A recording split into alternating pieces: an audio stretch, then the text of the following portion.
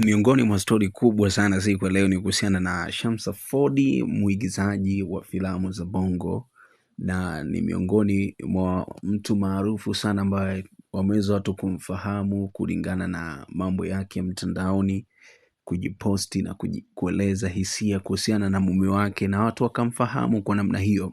Na huyu Shamsa Ford amefunguka hadharani siku ya leo kuhusu ndoa yake na kumwomba mume wake kumpa talaka zote, akisisitiza kuwa hana nia ya kurejea tena kwake kwenye mahusiano.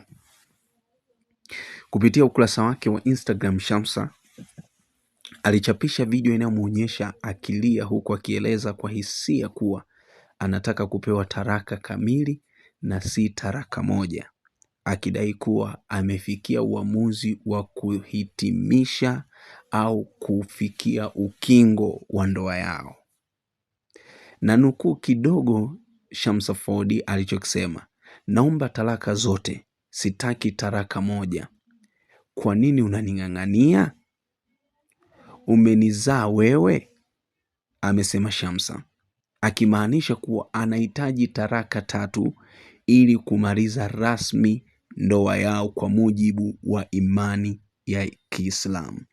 Na imani ya Kiislamu, ili mwanamke awe ameachika ni mpaka pale atakapopewa talaka 3. Akipewa talaka 1 ama 2, bado anakuwa na uwezo wa kurudi kwa mumeo, au mumewe anakuwa bado ana mamlaka juu yake, juu ya kujua anafanya nini, anaenda wapi na wapi anatakiwa awepo.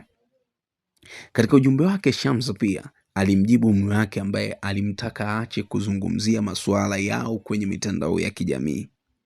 "Unaniambia nisilete mambo haya mtandaoni, lakini yalianzia huku. Nilipokupenda kila mtu alijua, na yataishia huku. Mimi sinaga kupepesa," amesema Shamsa Ford.